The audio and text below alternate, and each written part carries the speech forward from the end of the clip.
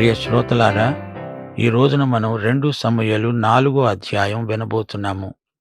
మొదటి వచనం, హెబ్రోనులో అబ్నేరు చనిపోయాడని సౌలు కుమారుడు ఇష్బోషెతు విని అధైర్యపడ్డాడు. ఇశ్రాయేలు వారికి ఏమీ తోచటం లేదు. అతనికి సైన్యాధిపతులున్నారు. వారిలో ఒకని పేరు బయనా, రెండో వాని పేరు రేకాబు. వీరు బెన్యామీనుకు చేరిన బెయేరోతీయుడైన రిమ్మోను కుమారులు. బెయేరోతు కూడా బెన్యామీనీయుల దేశములో చేరినదని ఎంచబడింది. అయితే బెయేరోతీయులు గిత్తయిమునకు పారిపోయి నేటి వరకు అక్కడే కాపురమున్నారు. ఇష్బోషెతు కంగారు పడుతున్నాడు. అబ్నేరు రాజకీయాలు ఇష్బోషెతుకు మానసికంగా ఎంతో ఆందోళన కలిగిస్తున్నాయి. ఇశ్రాయేలు వారికి కూడా ఈ విషయంలో ఎటూ పాలుపోకుండా ఉన్నది. భయం ఒక చెంప, అనిశ్చిత పరిస్థితి మరో చెంప వారిని అట్టిట్టు చేస్తున్నాయి. అబ్నేరు హత్య మూలకంగా దావీదును గురించి వీరికి అనుమానం కలుగుతోంది. వీరికి ఆలోచన చెప్పే నాథుడు లేడు. ఇక్కడ 2 వ్యక్తుల పేర్లు వినపడుతున్నాయి, బయనా, రేకాబు. వీరిద్దరూ సైన్యాధిపతులు. బెయేరోతు గిబియోను ప్రాంతంలోని స్థలం. బెయేరోతు అంటే బావులు అని అర్థం. బెయేరోతులోని గిబియోనీయులు సౌలు కుటుంబానికి విరోధులు. బెయేరోతు ప్రాంతీయులు ఎక్కువ మంది సైనికులయ్యారు. గిత్తయిము అంటే గాతు జంట నగరాలు. 4వ వచనం, సౌలు కుమారుడైన యోనాతానుకు కుంటివాడైన కుమారుడొకడున్నాడు. యెజ్రెయేలు నుండి సౌలును గురించి, యోనాతానును గురించి వర్తమానం వచ్చినప్పుడు వాడు 5 ఏండ్లవాడు. వాని దాది వానిని ఎత్తుకొని పరుగు పరుగున పారిపోగా వాడు పడి కుంటివాడయ్యాడు. వాని పేరు మెఫీబోషెతు. ఇష్బోషెతు తరువాత సౌలు వారసుడు మెఫీబోషెతు. అయితే అతడు కుంటివాడు, పరిపాలించే అర్హత అతనికి లేదు. రిమ్మోను కుమారులైన రేకాబు, బయనా మాంచి ఎండవేళ బయలుదేరి మధ్యాహ్న కాలమున ఇష్బోషెతు మంచము మీద పండుకొని ఉండగా అతని ఇంటికి వచ్చారు. గోధుమలు తెస్తామని వేషం వేసుకొని వారు ఇంటిలో చొచ్చి ఇష్బోషెతు తన పడకటింట మంచము మీద పరుండి ఉండగా అతన్ని కడుపులో పొడిచి తప్పించుకొని పోయారు. వారతన్ని పొడిచి చంపి అతని తలను ఛేదించి దానిని తీసుకొని రాత్రంతా మైదానములో బడి ప్రయాణమైపోయి హెబ్రోనులో ఉన్న దావీదు నొద్దకు ఇష్బోషెతు తలను తీసుకొని వచ్చి అన్నారు, చిత్తగించాలి, నీ ప్రాణము తీయజూచిన సౌలు కుమారుడైన ఇష్బోషెతు తలను మేము తెచ్చి ఉన్నాము. ఈ దినమున యెహోవా నీ పక్షమున సౌలుకు అతని సంతతికి ప్రతీకారము చేసి ఉన్నాడు. బయనా, రేకాబు అనే 2 ఇష్బోషెతు పడకటింటిలోకి ప్రవేశించారు. అప్పుడు ఇష్బోషెతు కునుకు తీస్తున్నాడు. వాకిట కాపలా ఉన్న చిన్నది గోధుమలు జల్లెడ పడుతున్నది. ఈ 2 హంతకులు వచ్చినప్పుడు ఆమె కూర్చుండి అటు ఇటు జోగుతూ నిద్రమత్తులో ఉన్నది. రేకాబు, బయనా మెల్లిగా లోపల ప్రవేశించారు. నిద్రపోతున్న ఇష్బోషెతును చంపి శిరచ్ఛేదం చేశారు. ఈ హంతకులకు ఆనుపానులన్నీ తెలుసు. రేకాబు, బయనా దావీదుతో అంటున్నారు, నీ ప్రాణం తీయాలని చూచిన సౌలు కుమారుడైన ఇష్బోషెతు నిజమే.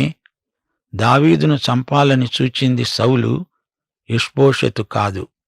ఈ హంతకులిద్దరూ యెహోవా పేరెత్తుతున్నారు. ఇది యెహోవా తీసుకున్న ప్రతీకార చర్య అంటున్నారు. హంతకులను దేవుడు వాడుకుంటాడా? వీరి నోరు మాట్లాడుతుంటే నొసలు వెక్కిరిస్తున్నది. చెడ్డపని చేస్తూ దేవుని పేరు ఎత్తటం అక్షరాల దైవదూషణ.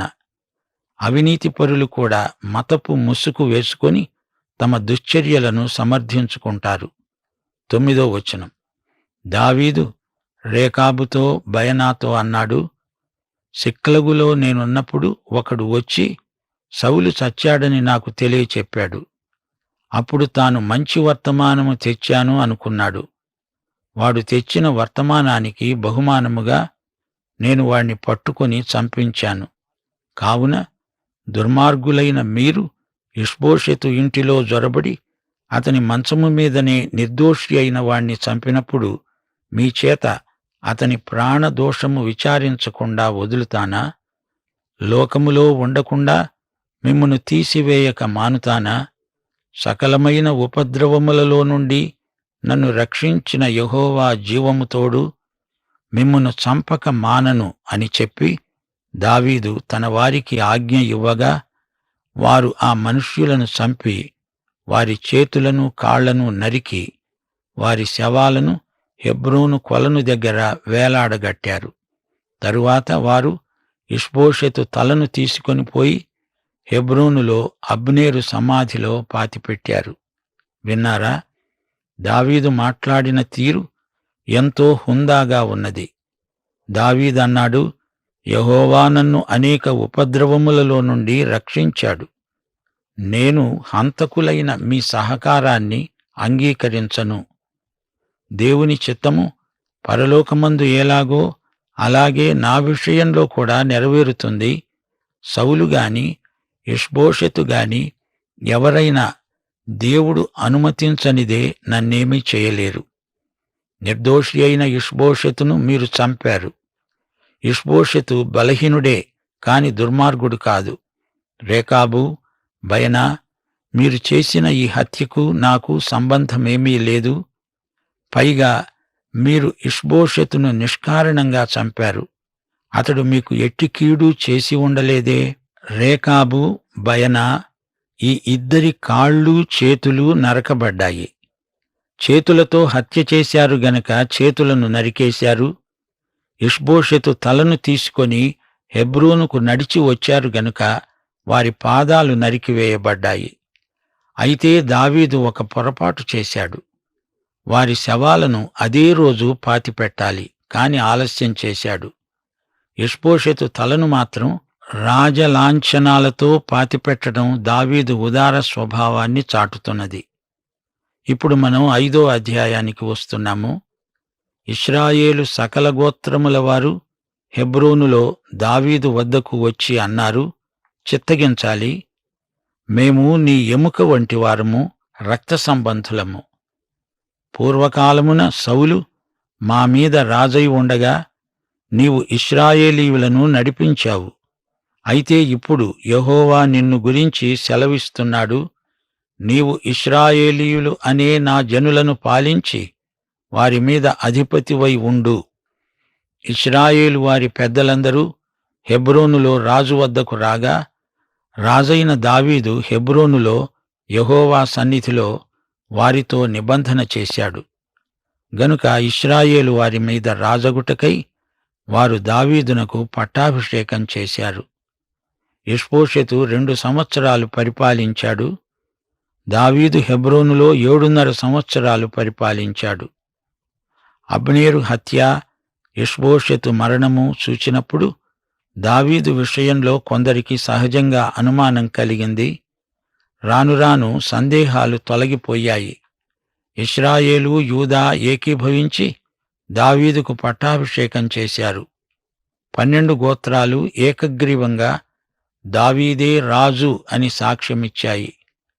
దావీదు పట్టాభిషేకం వైభవంగా ఎంతో ఘనంగా జరిగింది. 1 దినవృత్తాంతములు 12వ అధ్యాయం 40వ వచనం. ఇశ్రాయేలీయులు సంతోషించారు, ఎన్నెన్నో ఆహార వస్తువులు తెచ్చారు. అది ఇశ్రాయేలు జాతికి మహాపర్వదినం. ఇష్బోషెతు హత్య తరువాత 5 సంవత్సరాలకు దావీదు పూర్తిగా ప్రజల మనస్సును ఆకట్టుకోగలిగాడు. పెద్ద జనసమూహాలు ఆ రోజున జయధ్వానాలు చేశాయి. పెద్దల సాక్ష్యం ఎంతో అర్థవంతమైంది. మేము నీ ఎముక వంటి వారము, నీ రక్త సంబంధులము. నైతికంగా, రాజకీయంగా ఇశ్రాయేలీయులందరూ ఒక్కటే. సౌలు కాలంలో కూడా దావీదు వీరందరికీ చిరపరిచితుడైన నాయకుడే. యెహోవా నియమించిన రాజు దావీదు. దావీదు దేవుని ప్రవక్త ద్వారా అభిషేకించబడినవాడు. దావీదు దేవుని జనులను పాలిస్తాడు, అనగా వారికి కాపరి. అధిపతి అయి ఉంటాడు, అనగా రాజు. దావీదు పట్టాభిషేకం సమూయేలు ఇచ్చిన అభిషేకానికి ధృవీకరణ, నెరవేర్పు. 4వ వచనం, దావీదు 30 ఏండ్లవాడై ఏలన ఆరంభించి 40 సంవత్సరాలు పరిపాలన చేశాడు. దావీదు గొల్యాతును చంపినప్పుడు 18 సంవత్సరాల యువకుడు. హెబ్రోనులో దావీదు యూదావారందరి మీద 7.5 సంవత్సరాలు, యెరూషలేములో ఇశ్రాయేలు యూదావారందరి మీద 33 సంవత్సరాలు పరిపాలన చేశాడు. యెబూసీయులు దేశంలో నివాసులై ఉండగా రాజు అతని పక్షము వారు యెరూషలేముకు వచ్చారు. హెబ్రోను నుండి రాజధానిని యెరూషలేముకు తరలించాడు. యెరూషలేము అన్ని విధాల పరిపాలనకు అనువైన కేంద్రం. యెరూషలేము యెబూసీయుల వశంలో ఉన్నది. యెరూషలేము అందమైన పట్టణం. హెబ్రోను కంటే రాజకీయంగా, మతపరంగా యెరూషలేము, సీయోను నగరం ఎంతో అనుకూలమైనవి. అది దేవుని పట్టణమని వ్యవహరించబడింది. అది క్రీస్తు సంఘానికి సూచనగా ఉన్నది. పరలోక రాజ్యానికి ప్రతిబింబంగా ఉంది. యెరూషలేము అనే మాటలో 2 పదాలున్నాయి. షాలీము అనగా ఎగువ, దిగువ ఉన్న 2 విభాగాల పట్టణం. ఇది మెల్కీషెదెకు పట్టణం. దిగువన మోరియా పర్వతం ఉన్నది, ఎగువన సీయోను ఉన్నది. యెరూషలేము అన్నప్పుడు యెరూ అనే పదం యెహోవా ఈరే అనే పదానికి సంబంధించినది. దేవుడే చూసుకుంటాడు అని అర్థం. యెబూసీయులు దావీదు లోపలికి రాలేడని తలంచి అతనికి వర్తమానం పంపారు. నీవు వచ్చిన ఎడల ఇక్కడి గుడ్డివారు, కుంటివారు నిన్ను తోలివేస్తారు. గుడ్డివాడెవడు? గుడ్డివాడు ఇస్సాకు, కుంటివాడు యాకోబు. ఇస్సాకు, యాకోబులు ఏకీభవించి యెబూసీయులకు ఇచ్చిన పట్టణం. గుడ్డివారు, కుంటివారు కూడా దావీదును తోలివేయగలరు అని చమత్కారంగా అన్నారు.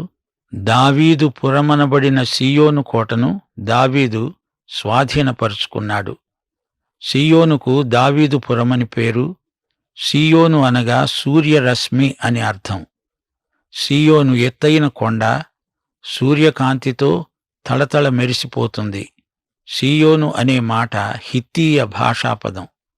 8వ వచనం, ఆ దినమున అతడన్నాడు, యెబూసీయులను హతం చేసేవారందరూ నీటి కాలువపైకి వెళ్లి దావీదునకు హేయులైన గుడ్డివారిని, కుంటివారిని హతం చెయ్యాలి. అందును బట్టి గుడ్డివారు, కుంటివారు ఉన్నారు, అతడు ఇంటిలోకి రాడు అనే సామెత పుట్టింది. యెబూసీయుల ధైర్యం గుడ్డివారు, కుంటివారు. కాబట్టి దావీదు వారిని తొలగించాలని ఆజ్ఞ ఇచ్చాడు. గుడ్డివారు, కుంటివారు పట్టణాన్ని ఆక్రమించుకుంటే వారిని తొలగించాలి. కాని ఎవరి ఇండ్లలో వారుంటే వారిని దయతో చూడాలి. యెబూసీయుల సామెతలు విచిత్రమైనవి. దావీదు ఆ కోటలో కాపురం ఉండి దానికి దావీదుపురమని పేరు పెట్టాడు. మిల్లో నుండి దిగువకు దావీదు ఒక ప్రాకారం కట్టించాడు. దావీదు అంతకంతకు వర్ధిల్లాడు. సైన్యములకు అధిపతి అయిన యెహోవా అతనికి తోడుగా ఉన్నాడు. మిల్లో అనే మాటకు అర్థం నింపుదల. దావీదు రాజ్య వైభవం వర్ణించబడింది. దేవుడతణ్ణి ఆశీర్వదించాడు. తూరు రాజైన హీరాము పంపిన పనివారు దావీదు కొరకు నగరిని కట్టారు. దావీదు గ్రహించాడు, ఇశ్రాయేలీయుల మీద యెహోవా తనను రాజుగా స్థిరపరిచాడు. ఇశ్రాయేలీయులను బట్టి ఆయన జనుల నిమిత్తము యెహోవా తన రాజ్యాన్ని ప్రబలం చేస్తాడు. దావీదు దేవుని హృదయానుసారి అయిన మనిషి. పరాయి దేశాల రాజులు కూడా ఎంతో సహకరించారు. 13వ వచనం, దావీదు హెబ్రోను నుండి వచ్చిన తరువాత యెరూషలేములో నుండి ఇంకా అనేకమైన ఉపపత్నులను, భార్యలను చేసుకొనగా దావీదునకు ఇంకా పెక్కుమంది కుమారులు, కుమార్తెలు పుట్టారు. ఈ విషయంలో సౌలే నయమనిపిస్తాడు. సౌలుకు ఒక్కతే భార్య, కాని దావీదుకు ఎందరో భార్యలు.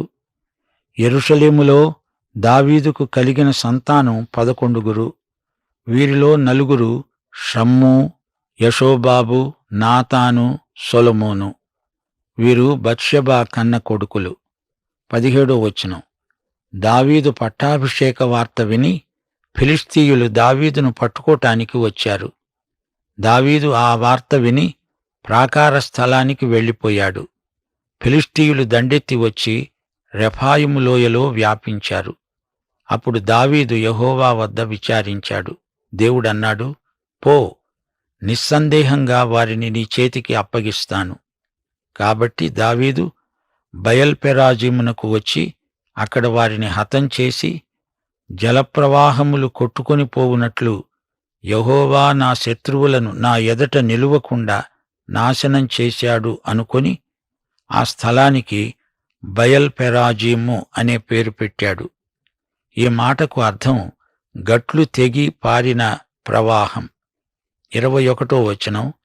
ఫిలిష్తీయులు తమ బొమ్మలను అక్కడే విడిచిపెట్టి పారిపోగా దావీదు అతని వారు వాటిని పట్టుకున్నారు. దావీదు అకస్మాత్తుగా వారి మీద పడ్డాడు. బొమ్మలు అనగా విగ్రహాలు. దేవతా విగ్రహాలు తమ మధ్య పెట్టుకున్నారు. వాటి వలన యుద్ధంలో జయం సిద్ధిస్తుందని వారి మూఢనమ్మకం. దావీదు అతని అనుచరులు ఆ బొమ్మలను కాల్చివేశారు. ఫిలిష్తీయులు మరలా వచ్చి రెఫాయిము లోయలో వ్యాపించారు. కాబట్టి దావీదు యెహోవా వద్ద విచారణ చేశాడు. యెహోవా అన్నాడు, నీవు వెళ్ళవద్దు. చుట్టూ తిరిగిపోయి కంబళి చెట్లకు ఎదురుగా వారి మీద పడు. కంబళి చెట్ల కొనల చప్పుడు వినగానే ఫిలిష్తీయులను హతం చేయడానికి యెహోవా బయలుదేరుతున్నాడు గనుక అప్పుడే నీవు త్వరగా బయలుదేరాలి. ఉదయకాలం గాలికి కంబళి చెట్ల కొనలు శబ్దం చేస్తాయి. అదే వారికి సూచన. యెహోవా యుద్ధానికి బయలుదేరే సమయం. యెహోవా యుద్ధం చేయించని ఎడల యుద్ధములో వారికి జయము కలగదు. దావీదు యెహోవా తనకు ఆజ్ఞాపించిన ప్రకారమే చేసి గెబ నుండి గెజెరు వరకు ఫిలిష్తీయులను తరుముతూ హతం చేశాడు. సోదరీ సోదరులారా, రాజకీయ జీవితం ఎలాంటిదో, ఎలా ఉంటుందో దావీదు గాథలో మనం తేటగా చూడగలం. గత కాలములోని బైబిలు గాథలు నేటి కాలములో మనకు ఎన్నో పాఠాలు నేర్పుతాయి. ఇష్బోషెతు విషాదగాథ మనకెంతో బాధ కలిగిస్తోంది. రేకాబు, బయనా అనేవారు జంట హంతకులు. మెఫీబోషెతు పేరు విచిత్రంగా ధ్వనిస్తోంది. ఇతడు సౌలుకు వారసుడు. దావీదు మాట ఇచ్చాడు గనుక మెఫీబోషెతును ఏమీ చేయలేడు. రేకాబు, బయనా కలిసి ఇష్బోషెతును హత్య చేశారు. దావీదు ప్రాపకం కోసం ఇది చేశారు కాని దావీదు దానికి ఒప్పుకోలేదు. ఉత్తరాది గోత్రాలు 11 ఏకగ్రీవంగా దావీదును రాజుగా అంగీకరించారు. దావీదు పట్టాభిషేకం ఇశ్రాయేలు జాతి అంతటికీ మహోత్సవం. ఇశ్రాయేలు జాతి 7 సంవత్సరాలు అంతఃకలహాలతో బలహీనమైపోయింది. అయితే దావీదు కాలంలో ఇశ్రాయేలు జాతి మళ్లీ ఏకమైంది. దావీదు రాజ్యకాలం యేసుక్రీస్తు స్థాపించబోయే రాజ్యానికి ముందు గుర్తుగా చరిత్రలో ప్రవచన రూపంలో కనపడుతోంది. ఇశ్రాయేలీయులు ఎట్టకేలకు దావీదును ఏకగ్రీవంగా ఎన్నుకోవడం దేవునికి ఎంతో మహిమ. దావీదు కాలంలో ఇశ్రాయేలు జాతి ఎంతో అభివృద్ధి చెందింది, విస్తరించింది. దావీదు తన 30వ ఏట 12 గోత్రాలకు రాజయ్యాడు. దావీదు రాజ్యకాలం మొత్తం 40 సంవత్సరాల 6 నెలలు. యెరూషలేము రాజకీయంగా రాజధాని, సీయోను మత విషయిక కేంద్రం. దావీదు గొప్ప సేనా నాయకుడు, రాజకీయ నాయకుడు, రాజు, దైవజనుడు. సీయోను కొండకు దిగువగా దేవాలయం నిర్మించబడింది. దావీదు తన కీర్తనలన్నింటిలో సీయోను కొండ, యెరూషలేము అంటూ ఎంతో గొప్పగా వర్ణించాడు. యెరూషలేము రాజకీయాలు అంతగా దేవుణ్ణి మహిమపరచలేదు. యేసుక్రీస్తు యెరూషలేములో సిలువ వేయబడ్డాడు. అయితే ఒకానొక రోజు యెరూషలేమే కేంద్రస్థానం వహించబోతోంది. పరమ యెరూషలేము దీనికంటే గొప్పది. దావీదు బహుభార్యాత్వం గర్హించదగింది. దావీదు కుమారుడైన సొలొమోను కాలంలో రాజ్యంలో చీలిక వచ్చింది. బహుభార్యాత్వం వలన అరిష్టాలు తలెత్తాయి. మరో మాట, దావీదు కుమారులలో నాతాను ఒకడు. ఇతని వంశావళిలోనే యేసు తల్లి మరియ పేరు ఉన్నది. అలాగే సొలొమోను వంశావళిలో నుండి మరియ భర్త యోసేపు వచ్చాడు. పాఠం ఇక్కడ ముగిద్దాము. దైవాశీస్సులు, ప్రభు అయిన యేసుక్రీస్తు వారి దివ్యకృప, తండ్రి అయిన దేవుని పరమ ప్రేమ, పరిశుద్ధాత్మ యొక్క అన్యోన్య సహవాసము మనకందరికీ సదాకాలము తోడై ఉండునుగాక. ఆమేన్.